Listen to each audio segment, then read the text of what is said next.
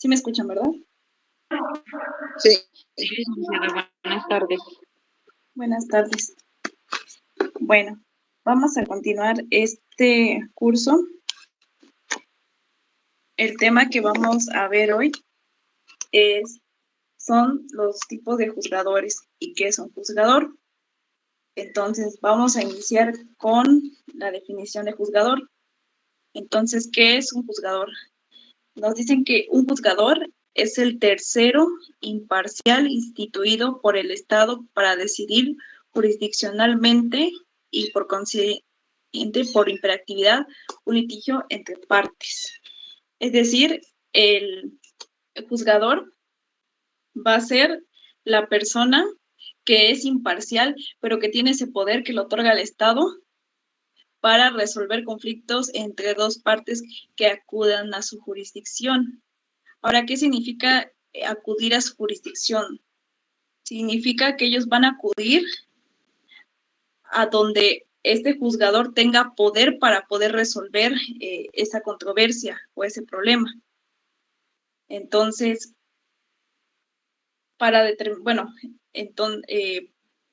de acuerdo a esta jurisdicción, es donde vamos a saber ante qué juez nos vamos a dirigir.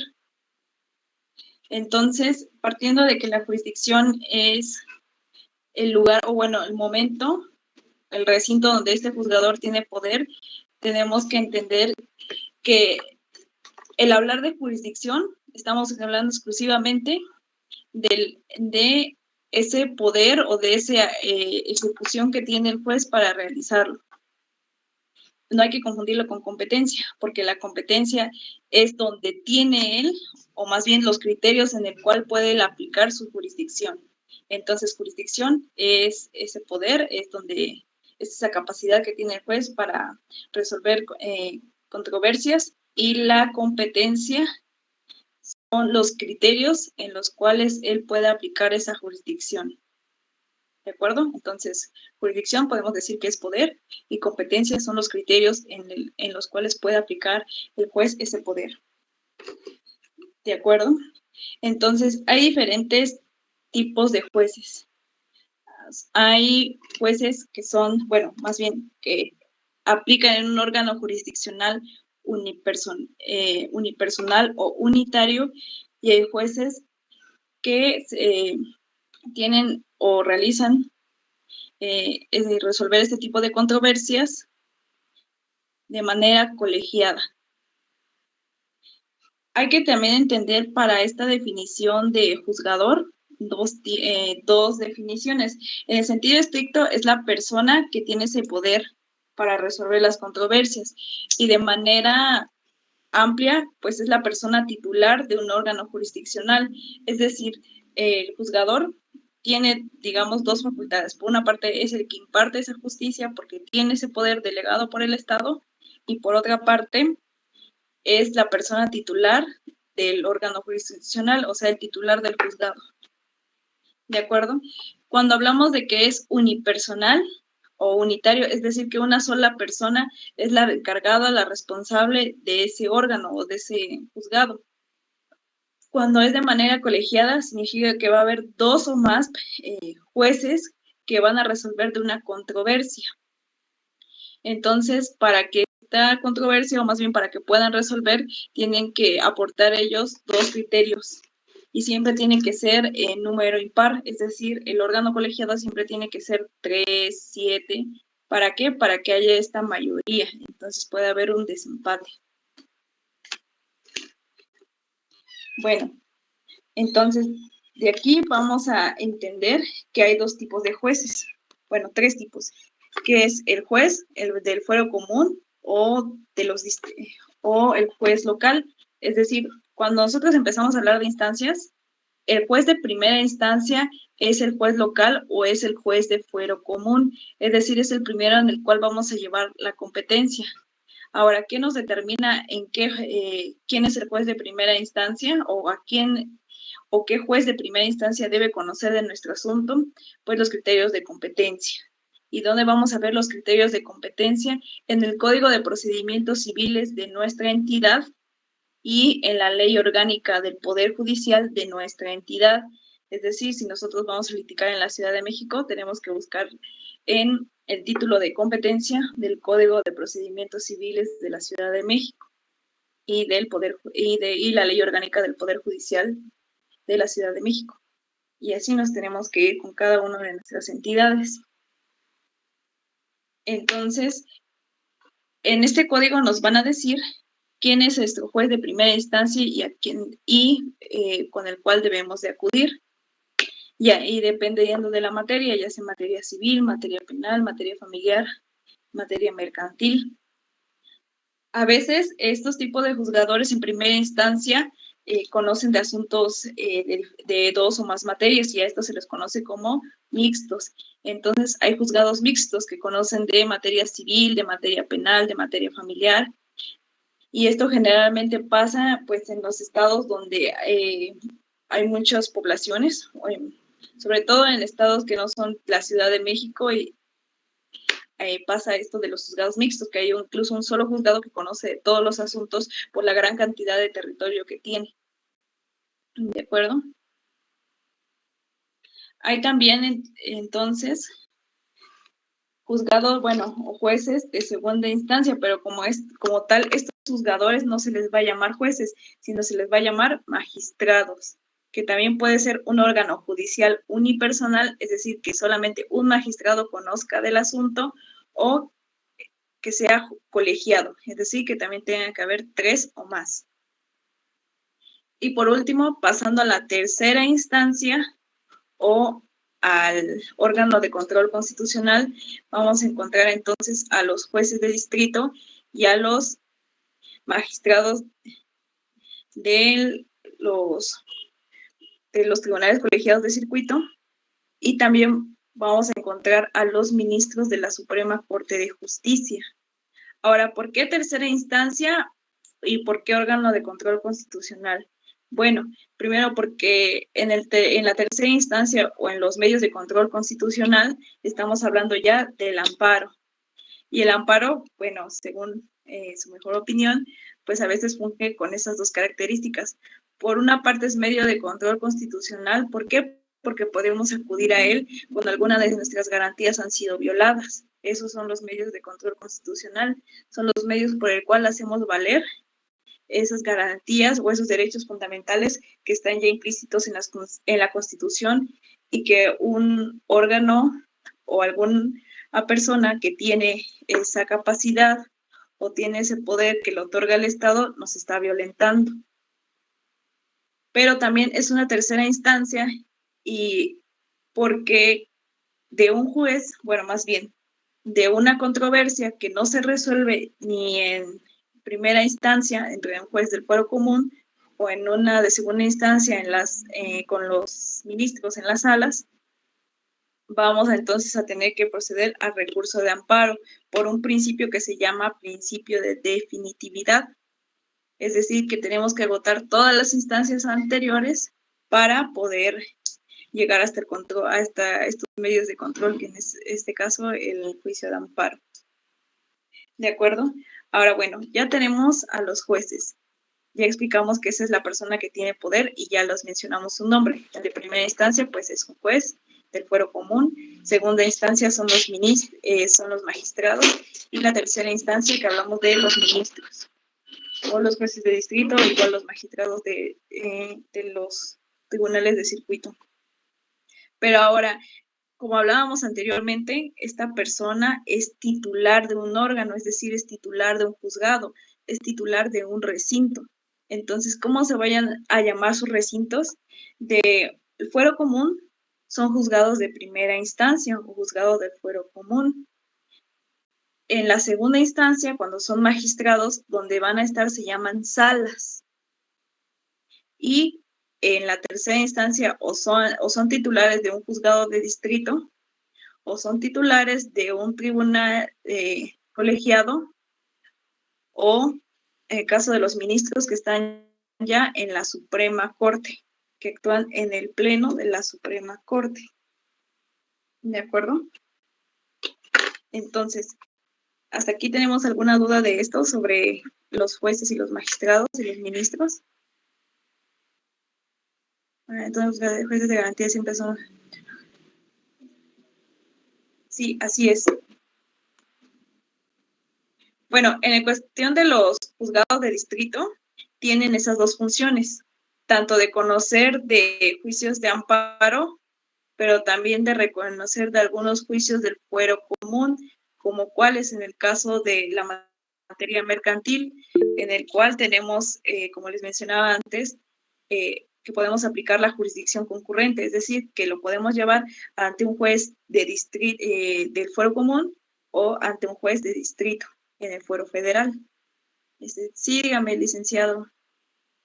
Entonces son 1 y 3 y de 3 instancias. Ajá, sí, tienen esa función, o sea que tanto de conocer que está en la tercera instancia, al conocer juicios de amparo, y en la primera, cuando aplicamos jurisdicción concurrente en materia mercantil, y algunas otras de civil. Sí, licenciado Omar. Sí, entonces, licenciada, como dice el compañero y usted, son 3 instancias, por decirlo así, y esta cuarta instancia, o corríjame si está mal llamado instancia, o solamente pasa en el amparo, que sería la revisión, o se podría considerar una cuarta instancia, o cómo podría quedar. Gracias. Pues podría ser, ¿no? Porque efectivamente nosotros entramos a estas instancias, que es decir, ante qué órganos vamos conociendo, pero al existir, bueno, como tal no podría ser una cuarta instancia porque es un recurso, el recurso de revisión. Sin embargo, en las materias que son uninstanciales, que a eso también íbamos, cuando son uninstanciales quiere decir que solamente existe el fuero común o la primera instancia y de ahí pasamos hacia la tercera, que es el juicio de amparo. Sin embargo, entonces, si ya no se resuelve en el amparo, se queda así, pues no, sigue el recurso de revisión. Entonces ahí podríamos ir a hablar de una cuarta instancia, o en este caso para los asuntos que son uninstanciales o las materias uninstanciales, pues sí podríamos hablar del recurso de revisión como una tercera instancia. No sé usted qué opina. No, ok, yo también concuerdo en lo mismo. Pero solamente quería, bueno, pues mencionarlo, ¿verdad? Para que usted también nos los compartiera de lo que usted opinaba. Gracias. Gracias por la pregunta. Sí, pues yo en lo personal tengo esa opinión. Y bueno, hablando de materias que son uninstanciales, ¿cuáles son? Son la materia agraria y la materia laboral. Y en algunos asuntos la materia administrativa. ¿De acuerdo? De los demás, en la materia civil, familiar y penal, sí hay tercera instancia. Sí, licenciado Santiago. Sí, licenciada, disculpe, más o menos hice desarrollé un esquema, un pequeño esquema, pero bueno, tengo bastante duda ahí. Me dijo que distritos judiciales, o lo que yo me acordaba es que, por ejemplo, a manera local o estatal hay distritos judiciales y a manera federal hay circuitos judiciales. Entonces, aquí rápidamente hice, por ejemplo, si en los distritos judiciales hay juzgados, el juez,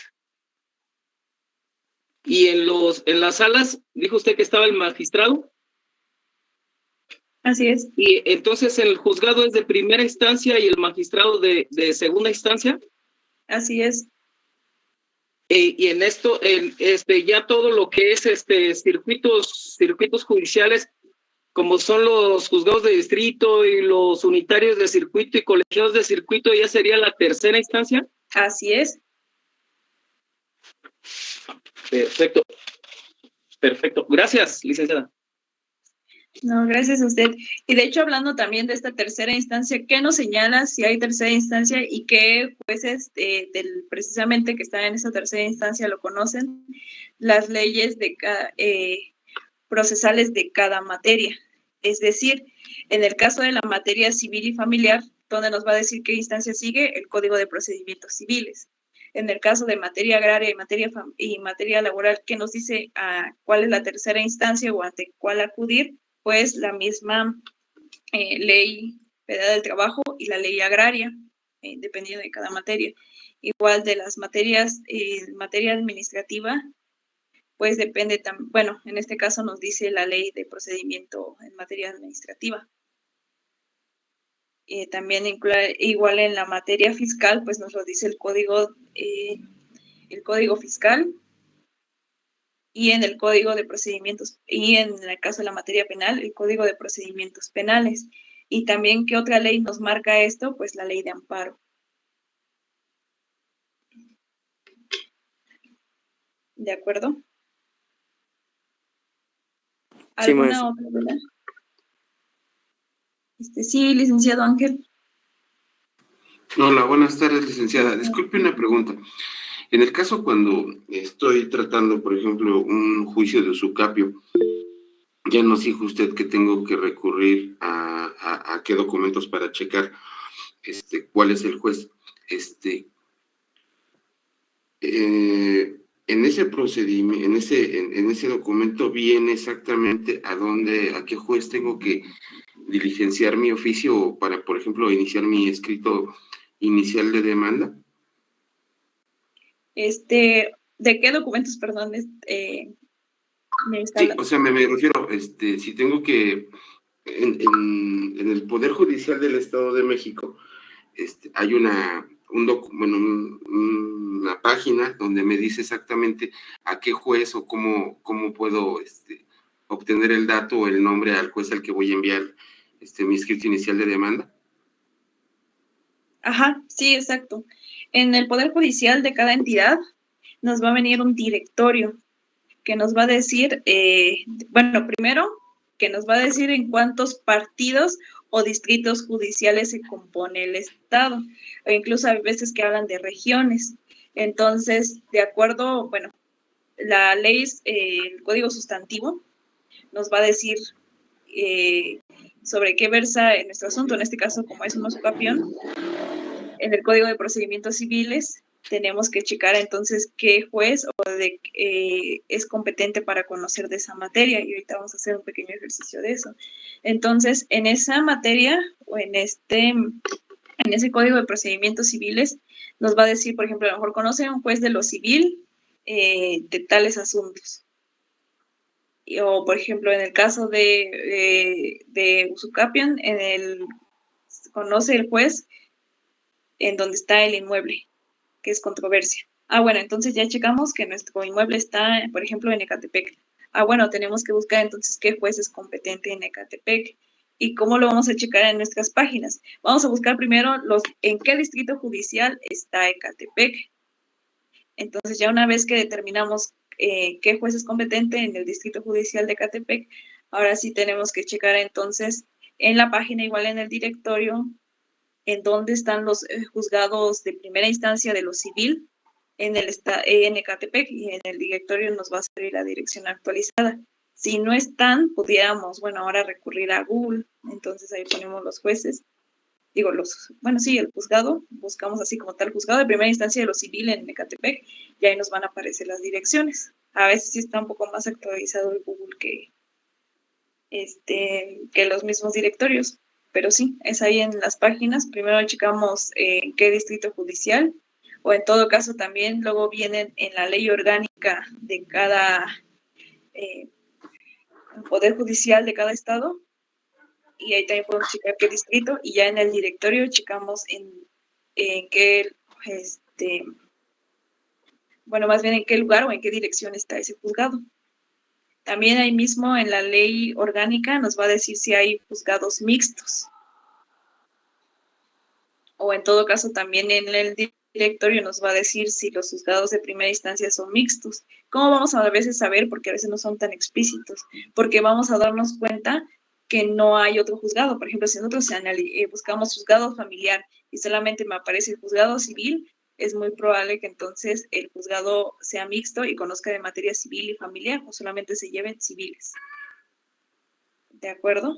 También en el mismo directorio vamos a encontrar las oficialías de partes. Todas las controversias iniciales se ingresan en la oficialía de partes común. Entonces, en las mismas páginas de los poderes judiciales viene el directorio de oficialía de partes. ¿De acuerdo? Excelente, muchísimas gracias, licenciada. ¿Alguna otra duda?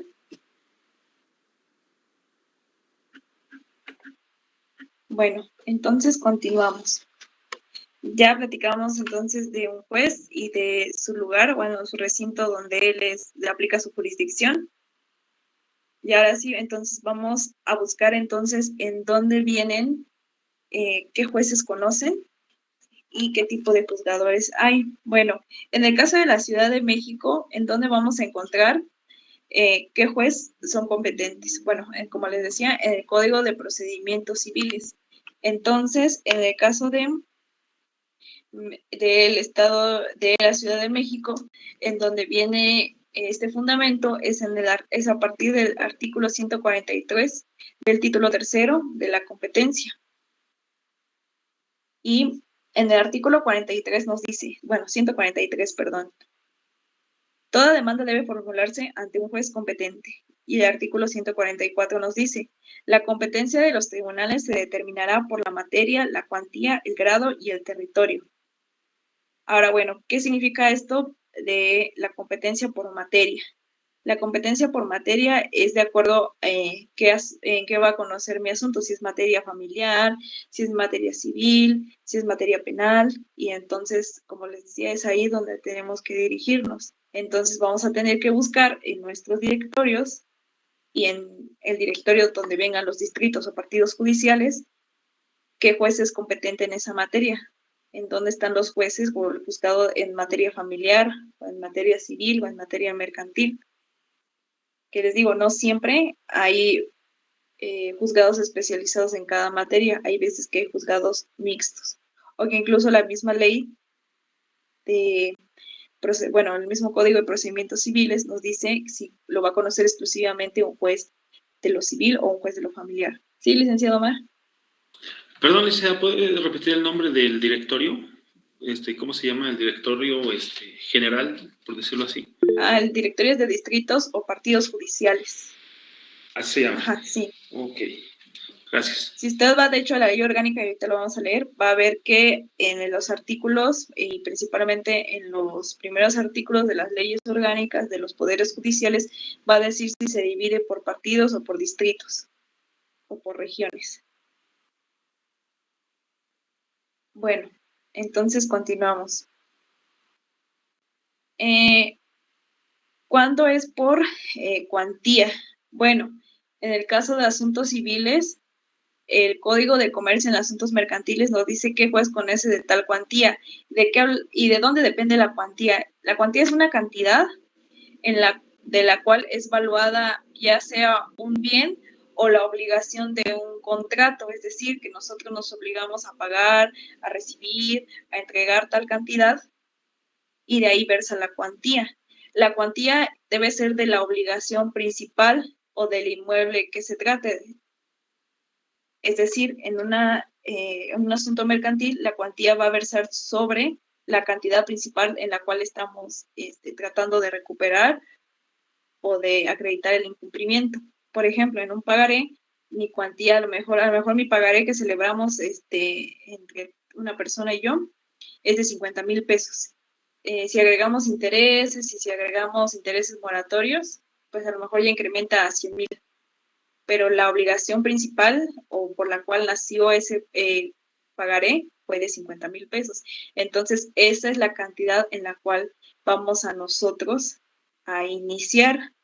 En el caso de bienes inmuebles, podríamos iniciar a través del catastro, o si ya tenemos un valuador, a partir de esa cantidad va a conocer. Pero sobre todo en cuestión de inmuebles es cuando estamos hablando de que ya hay un precio, o ya hay algo que evalúa. Entonces, por ejemplo, podemos hablar de una compraventa, porque en el caso de asuntos civiles que se dedican como tal al inmueble en su totalidad, o sea que hablamos de alguna construcción o de algo que es adherente al inmueble o de derechos reales como propiedad, como accesión y todo eso, siempre va a ser ante un juez de lo civil. Y ahí no tenemos que determinar como tal la cuantía. ¿Por qué? Porque estamos versando ya sobre un derecho. Sí, licenciado Santiago. Oiga, nomás bueno, fue un comentario que le escuché a un licenciado que decía que a partir de enero del 2020 ya no importaba la cuantía. ¿Tendrá el dato actualizado o no? De la cuantía, probablemente lo que hablaban, y esto es en el caso de la Ciudad de México, es que anteriormente existían juzgados de cuantía menor. Entonces nosotros en el boletín judicial, en los primeros circulares, salían de cada año en los primeros días, sobre qué cantidad o sobre a partir de cuál cantidad iba a conocer un juez de cuantía menor, que si no me equivoco la última vez fue de 50,000 pesos, algo así.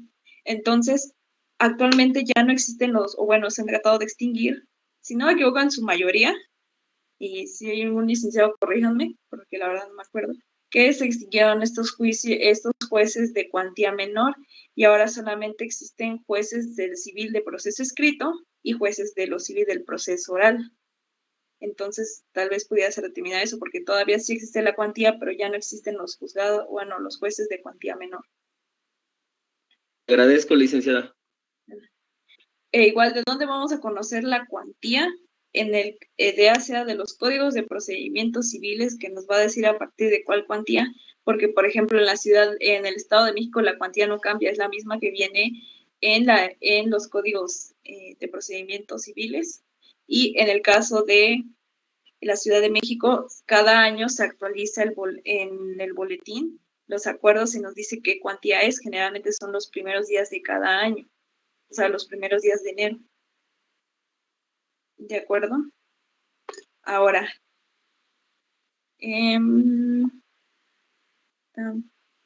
por cuantía, por el grado y por el territorio. Bueno, como les decía, siempre los primeros, cuando nosotros iniciamos una controversia tiene que ser ante el juez de primera instancia o el juez local, salvo en materia mercantil que podemos aplicar esta jurisdicción concurrente. Que de hecho, en el juzgado cuando se renuncia a la jurisdicción concurrente y lo conoce un juez de distrito, después la segunda instancia son los colegiados, hasta llegar entonces al amparo. E incluso, pues igual podemos ahí platicar de una cuarta instancia. ¿Por qué? Porque también aplica el recurso de revisión. ¿De acuerdo? Bueno, entonces ese es el grado. Y por el territorio, que es lo que hablábamos ahorita, sobre partidos o distritos judiciales, es decir, cada juzgador va a tener un límite de territorio en el cual va a conocer de ciertos asuntos. Bueno, vamos a continuar. En el capítulo 2 de la Ley Orgánica del Poder Judicial, nos dice cada cuándo sobre qué es competente o cómo se determinar la competencia. Entonces nos dice el artículo 156, el juez es competente, fracción 1, del lugar que el deudor haya designado para ser requerido judicialmente de pago, es decir, donde esté el deudor, donde esté su domicilio. Fracción segunda, el del lugar señalado en el contrato para el cumplimiento de la obligación, tanto en este caso como en el anterior, surte el fuero no solo para la ejecución o cumplimiento del contrato, sino para la rescisión o la nulidad. Es decir, tratándose de contrato, ya sea de incumplimiento, rescisión o nulidad, es el artículo 156 del Código, de la Ley Orgánica del Poder Judicial. Es cierto, del Código, permítame, es que estoy viendo dos. Sí, del Código de Procedimientos Civiles de la Ciudad de México. Bueno, vamos con el artículo 3, el de la ubicación de la cosa si se ejercita una acción real sobre bienes inmuebles. Lo mismo se observará respecto a las cuestiones derivadas del contrato de arrendamiento de los inmuebles. Es lo que les platicaba ahorita, de que cuando se trata de bienes inmuebles, pero sobre todo de derechos reales, solamente tenemos que determinar en dónde está ubicado ese inmueble, que es lo que nos hablaba el licenciado Ángel en el caso de la usucapión. Cuarta, el del domicilio del demandado si se trata de ejercicio de una acción sobre bienes muebles o de acciones personales o del estado civil, ¿Qué son acciones personales? Lo que les decía, que se trata sobre derechos personales, sobre herencias, guardia y custodia, alimentos, o en el caso del Estado civil, cuando hablamos de divorcio y a lo mejor cambio de nombre, correcciones de acta, etcétera. Código de Procedimiento de la Ciudad de México, así es. Ahora, cuando sean varios demandados y tuvieran diversos domicilios, será competente el juez que se encuentren en turno del domicilio que escoja el actor. Es decir, cuando hablábamos de este litisconsorcio y los demandados vivan en diferentes domicilios, entonces van a determinar sobre en cuál se le va a hacer conocer la acción. Bueno, estamos hablando de códigos civiles, pero por ejemplo, ¿en cuándo aplica esto? A veces aplica a veces también en materia laboral, cuando los patrones pues tienen diferentes domicilios, porque como tal no existe un domicilio fiscal o no existe un domicilio de la empresa. Entonces el actor puede señalar en qué domicilio van a notificar, porque a veces se entiende que si notifican a alguno, pues de cierta manera también se van a enterar los otros. ¿De acuerdo? Vamos ahora en la fracción quinta. En los juicios hereditarios, el juez cuya jurisdicción haya tenido su último domicilio el autor de la herencia. A falta de este domicilio, lo será el de la ubicación de bienes raíces que forman la herencia. Y a falta de domicilio y bienes raíces, el del lugar del fallecimiento del autor de la herencia. Lo mismo se observará en casos de ausencia. Es decir, entonces, en juicios hereditarios o en cuestiones de sucesiones vamos a tomar o vamos a buscar o solicitar la jurisdicción de un juez, del juez en donde el de cuyos haya tenido su último domicilio o donde estén sus últimos, la ubicación de sus bienes que van a formar parte de la herencia o en el lugar de fallecimiento. ¿Y cómo vamos a buscar el lugar de fallecimiento? Pues a través, bueno, en las actas de defunción nos dice en dónde falleció el autor de la sucesión. Vamos en la fracción sexta. Aquel en cuyo territorio radica un juicio sucesorio para conocer de las acciones de petición de herencia, de las acciones contra la sucesión antes de la partición y adjudicación de los bienes, de las acciones de nulidad, rescisión y evicción de la partición hereditaria. Entonces, aquí hablamos de que cuando vamos a aplicar alguna acción sobre sucesiones, en el caso de, bueno, acciones de carácter hereditarias, o sea, para juicios de sucesión testamentaria e intestamentaria, vamos a recurrir a la jurisdicción de donde se está ventilando ya la sucesión, de donde ya se está llevando el juicio sucesorio. Fracción séptima.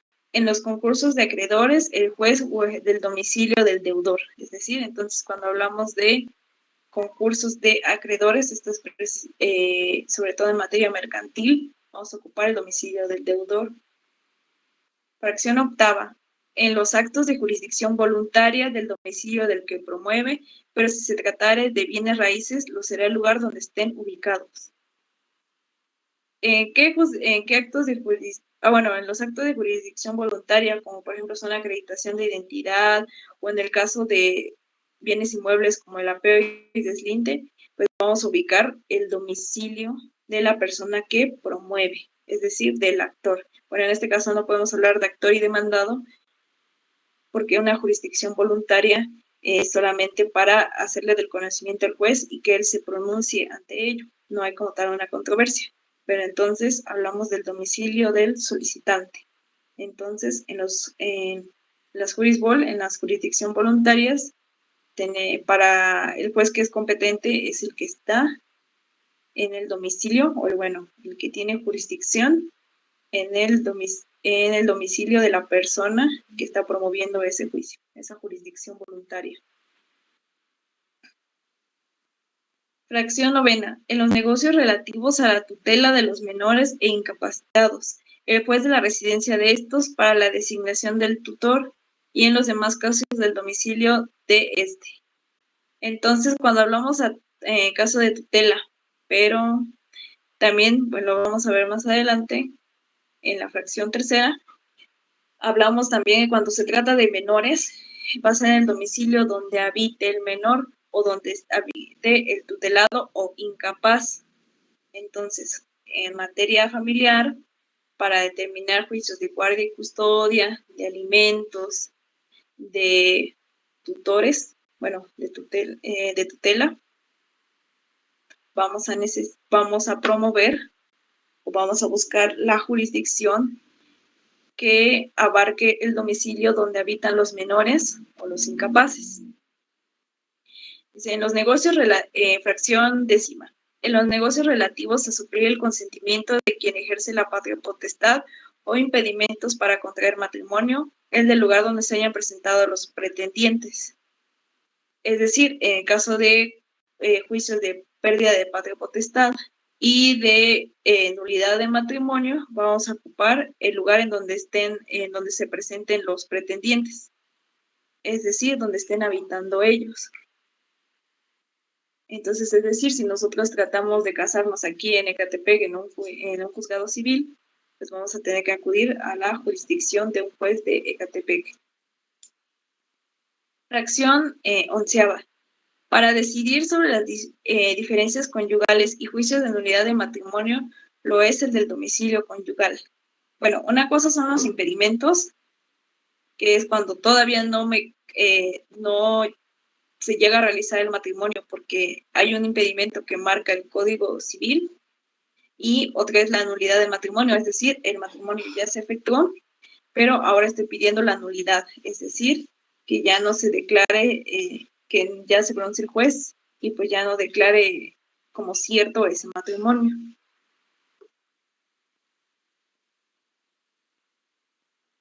Bueno, aquí vamos a hablar en materia mercantil lo que les decía en el artículo 157.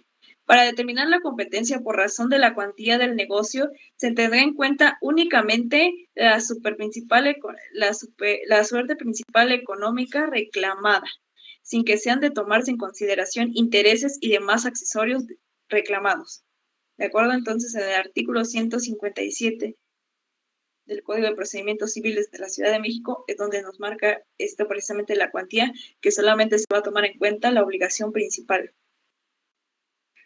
Ahora, en el mismo artículo 157 nos dice que tratándose de acciones personales en donde no se reclame una prestación económica, la competencia por cuantía la determinará el valor del negocio en materia de la controversia. Es lo que les decía, cuando a veces se trata de inmuebles y se basa en cuestiones económicas, en que tengo que yo darte un recurso económico, tengo que darte una cantidad cierta de dinero, entonces la determinará el valor del negocio. ¿De acuerdo? El valor de lo que vale ese inmueble, de lo que vale la cosa.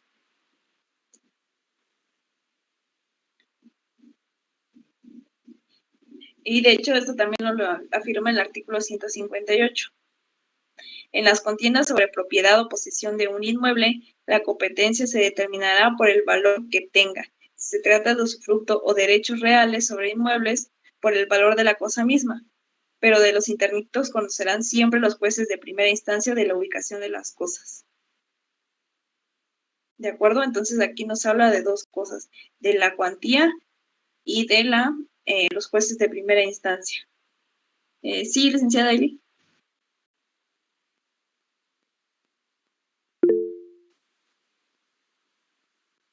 Licenciada Eli.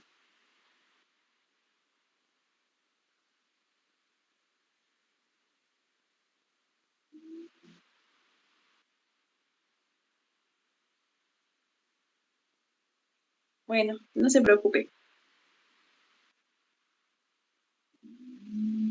Bueno, ahora, en el artículo 159 nos va a decir de qué conocen los jueces de lo familiar y nos dice, de las cuestiones sobre estado o capacidad de las personas y en general de las cuestiones familiares que requieren intervención judicial, sea cual fuera el interés pecuniario de que ellas dimanare, conocerán los jueces de lo familiar.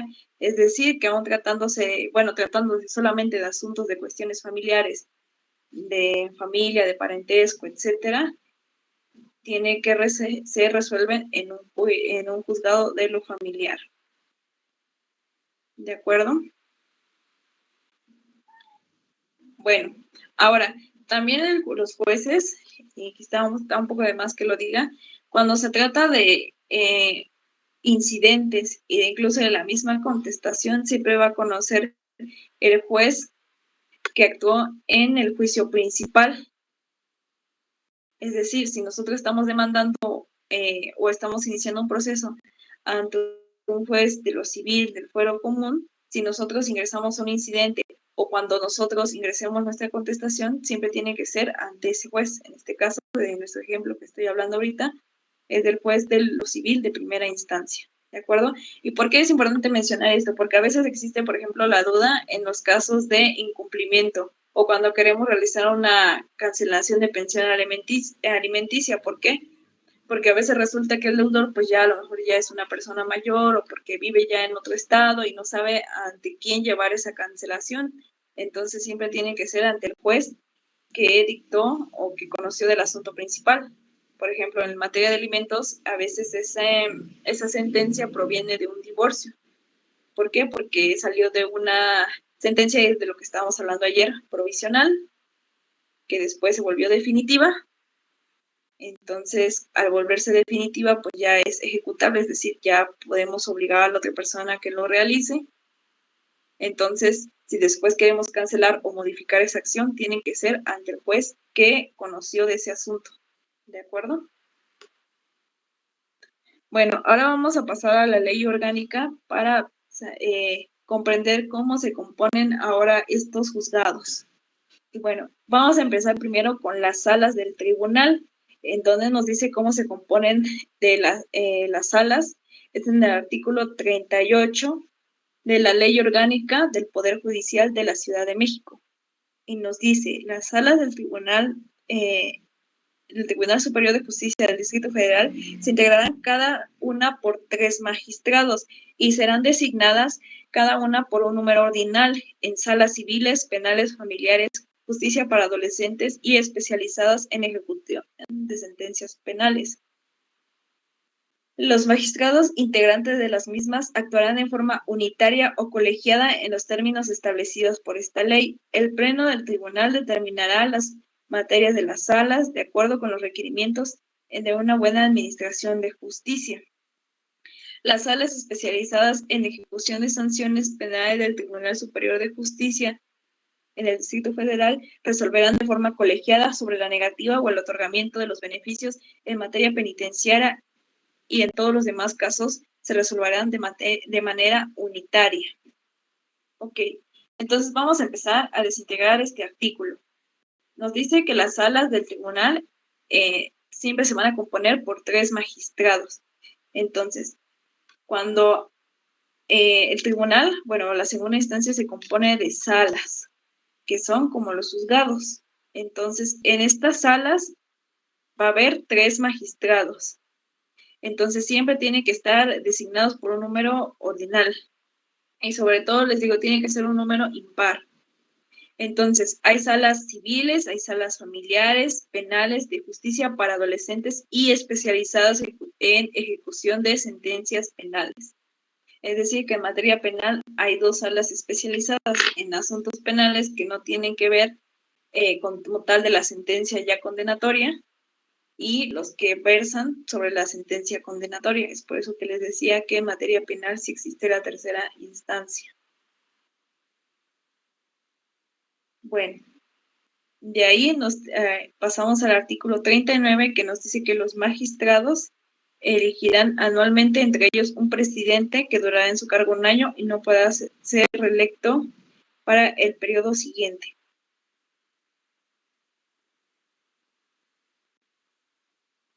Bueno, ahora nos dice que el número de salas del tribunal, bueno, esto nos lo dice en el artículo 38, en el artículo 28, el número de salas del Tribunal Superior de Justicia del Distrito Federal será determinado por el Consejo de la Judicatura del Distrito Federal conforme a las necesidades y el presupuesto. Pero bueno, de lo que vamos rescatando de esto es que entonces cuando también queremos llegar a la segunda instancia, tenemos que ubicar nuestra sala igual por materia, que ya vimos que en el caso de la Ciudad de México hay civil, familiar, penal, sobre justicia para adolescentes y de ejecución de sentencias penales. ¿En dónde vamos a poder encontrar la de nuestra entidad? Igual, en la ley orgánica del Poder Judicial de nuestra entidad. ¿De acuerdo? ¿Alguna duda hasta aquí?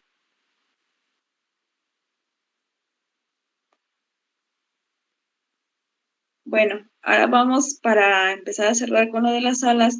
Nos dicen que las salas de materia civil conocerán, en el artículo 43 nos dicen, que es la fracción primera de los casos de responsabilidad civil de los jueces civiles, jueces de lo civil de cuantía menor, de los jueces de lo civil del proceso oral y de extinción de dominio del Tribunal Superior de Justicia del Distrito Federal. Asimismo, de recursos de apelación y queja que se interpongan contra resoluciones dictadas de los asuntos civiles y de extinción de dominio por los jueces de lo civil y de extinción de dominio. De igual manera, de los recursos de queja que se interpongan contra las resoluciones dictadas por los jueces de lo civil de cuantía menor. Bueno, como estábamos hablando ayer, y si no me equivoco, bueno, en estos días hemos estado hablando que, sí fue cuando vimos lo de las resoluciones judiciales, que decíamos que estas resoluciones judiciales definitivas de primera instancia pueden ser revocadas o modificadas a través de un recurso, que hablábamos del recurso de apelación. Entonces, ¿quién va a conocer de nuestro recurso de apelación? Él lo va a conocer las salas, ¿de acuerdo? Pero también va a conocer otros recursos, que son las excusas y las recusaciones, pero también los recursos de queja. Es decir, ayer nos estaba hablando incluso el licenciado Daniel de los recursos de queja. Entonces, estos recursos, ¿ante quién se van a llevar? Pues ante las salas. ¿De acuerdo? Ante los magistrados de segunda instancia. Ahora, nos dice en la fracción cuarta, de los demás asuntos que determinen las leyes, las sentencias definitivas o resoluciones que pongan fin a la instancia que recaigan a los asuntos a que se refieren las fracciones anteriores, se pronunciarán de manera colegiada. En todos los demás casos se dictarán unitariamente por los magistrados que integren la sala conforme al turno correspondiente. Cualquiera de los magistrados podrán determinar que el fallo se realice de forma colegiada en razón del criterio que va a establecer o por otra circunstancia. Es decir, que solamente en recursos de apelación este órgano o los ministros de la sala van a conocer o van a resolver de manera colegiada. En los otros casos de excusas, de recusaciones o de quejas, van a conocer solamente de manera unitaria, es decir, que solamente conocer y va a resolver un magistrado, perdón. ¿De acuerdo? Y bueno, en la ley orgánica, a partir del artículo 43, vamos a poder encontrar todos los artículos en los cuales nos dicen de qué conocen las salas civiles, penales y familiares. ¿De acuerdo?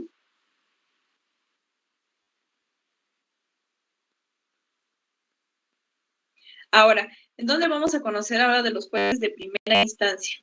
Entonces, lo conocemos a partir del artículo 50, en el capítulo 2 de los órganos jurisdiccionales. ¿De acuerdo? En esto, en la ley orgánica del Poder Judicial de la Ciudad de México. Si buscamos en los códigos, o bueno, más bien en las leyes orgánicas de los poderes judiciales de cada entidad, ¿cómo se puede encontrarlo en el capítulo referente a los órganos jurisdiccionales? Entonces, en el artículo 50 nos hablan de los juzgados de lo civil y nos habla en el artículo 53 de los jueces de ejecución penal, en el artículo 52 de los juzgados de lo familiar y en el artículo 54 de los juzgados de justicia de materia para adolescentes y en el artículo 54 bis de los juzgados de extinción de dominio. Entonces, en el artículo 53 es donde nos menciona esto precisamente de los juzgados. Permítanme, les voy a dar bien el dato. Es el artículo 50, en el cual nos va a decir eso, de que en los juzgados de lo civil conocen de asuntos de materia mercantil, en el caso de la Ciudad de México. En otras entidades sí hay juzgados de materia mercantil de primera instancia, de acuerdo, como es el caso de la Ciudad de México. Digo, del Estado de México, perdón. Y bueno, por último, en el artículo 56 de la misma ley orgánica del Poder Judicial, nos dice que los juzgados se componen de un juez y de un secretario de acuerdos. Les voy a leer. Artículo 56. Cada uno de los juzgados a los que se refiere este capítulo tendrá un juez que tenderá de proporcionar y equitativamente las cargas de trabajo con el objeto de lograr que el conocimiento de los asentados a su cargo se realice de manera inmediata y expedita. Segundo, los secretarios de acuerdos, conciliadores, proyectistas y actuarios que requiera el servicio y tratándose de juzgados del proceso oral en materia familiar, los secretarios judiciales y secretarios auxiliares que requiera el servicio y los servidores públicos de la Administración de Justicia que autoriza el presupuesto. Es decir, en cada juzgado vamos a encontrar un juez, secretario de acuerdos, secretarios conciliadores, secretarios proyectistas, que son los que ayudan a realizar las sentencias, actuarios, que son los que realizan las notificaciones o emplazamientos, y en el caso de proceso oral de materia familiar, secretarios judiciales. Y también existen pues los secretarios auxiliares, es decir, que van a auxiliar precisamente al juez o a los secretarios de acuerdos. Aparte existen los servidores públicos, o sea, es decir, todos aquellos que están en el mismo juzgado y que realizan diversas actividades, como por ejemplo son los secretarios de turno.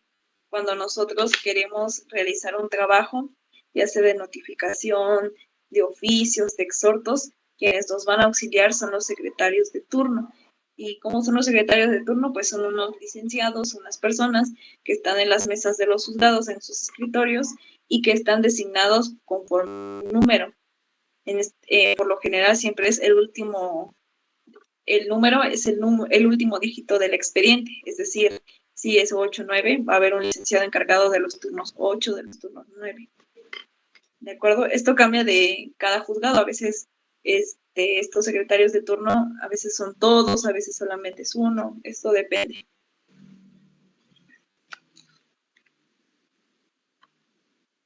¿De acuerdo?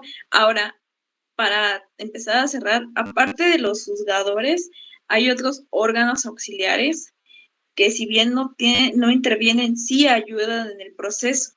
Entonces, ¿cuáles son estos? Primero, el Ministerio Público.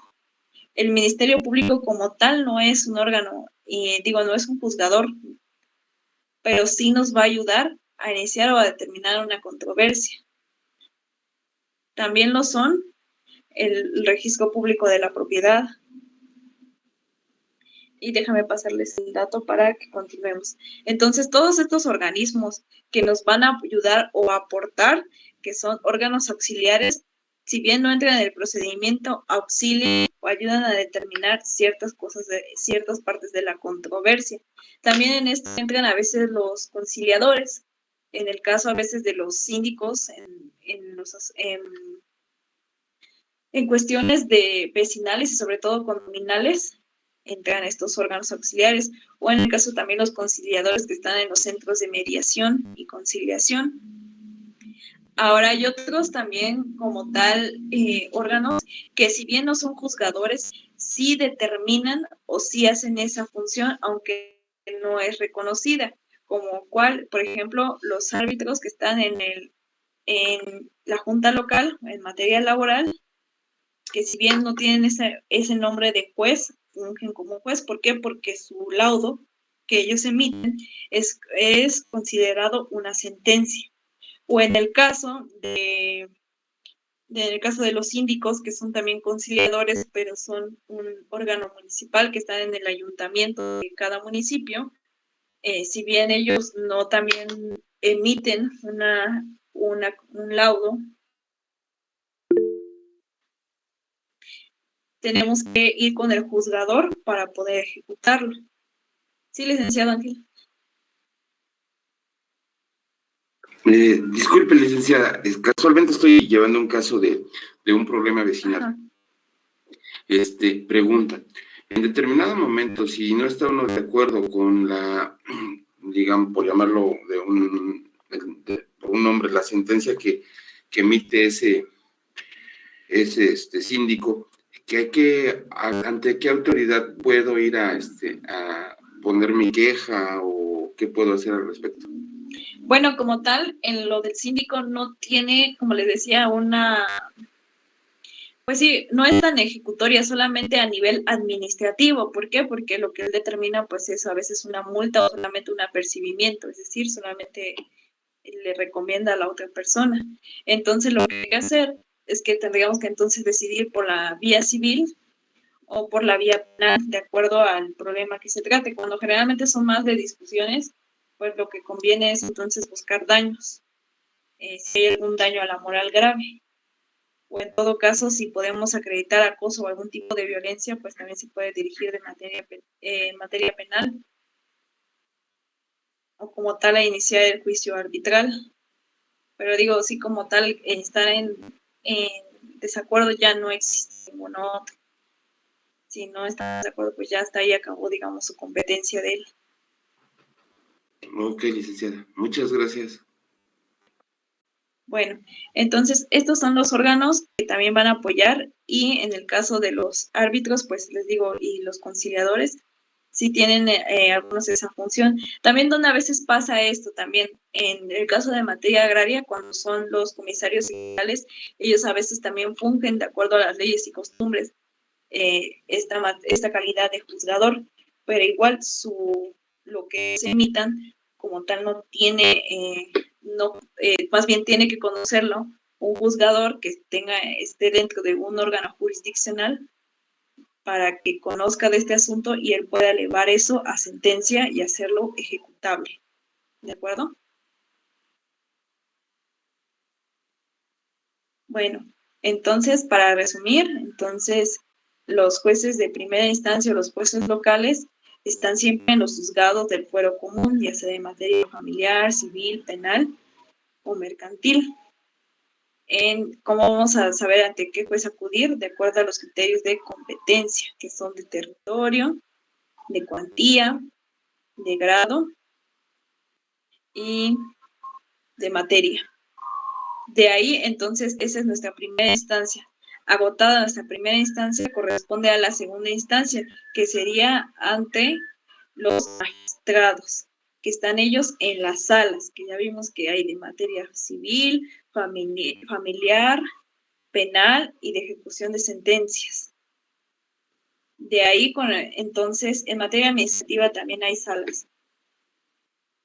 Entonces, pasando ya agotada esa instancia, pasamos entonces a la tercera, que son los mecanismos de control constitucional, que es como tal el juicio de amparo, que pueden ser llevados en juzgados juzgados de distrito, en juzgados en tribunales colegiados de circuito, o unitarios de circuito, y por último, ante el Pleno de la Suprema Corte.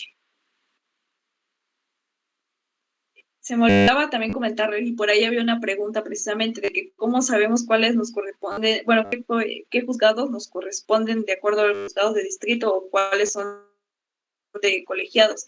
¿En dónde viene eso? En el Consejo de la Judicatura, en el Poder Judicial de la Federación, vamos a encontrar ahí también, y de hecho de manera muy interactiva lo tiene en la página, un mapa de la República Mexicana con los circuitos. Igual nos va a decir qué circuitos componen, qué estados componen los circuitos. En el caso de la Ciudad de México es el primer circuito, y los juzgados de distrito y los unitarios de amparo se encuentran en San Lázaro, pero de materia administrativa se encuentran por allá en Barranca del Muerto. ¿De acuerdo? ¿Alguna otra duda?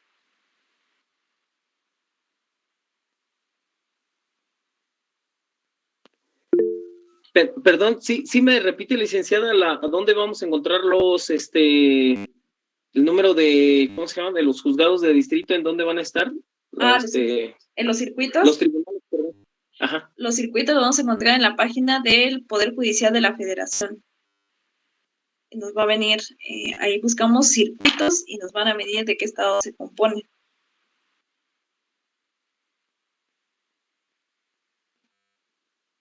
Sí, gracias, licenciada. Es por eso que, bueno, retomando perdón, mencionando ahorita lo que está muy en auge, el señor presidente del PRI, que andaba queriéndose amparar en el primer,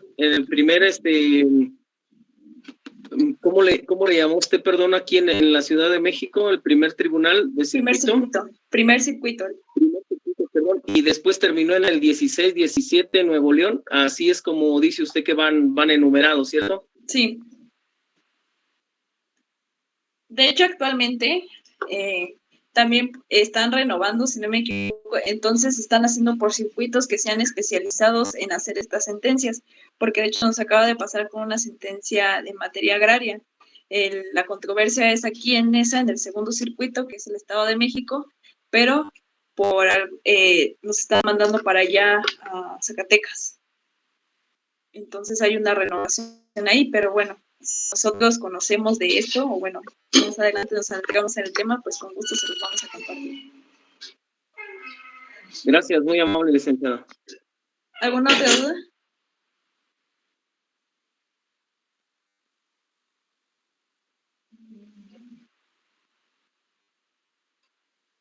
Bueno, siendo así, entonces vamos a dejar hasta aquí la sesión. Nos vemos mañana. Espero que tengan bonita noche y que descansen. Gracias, igualmente se agradece.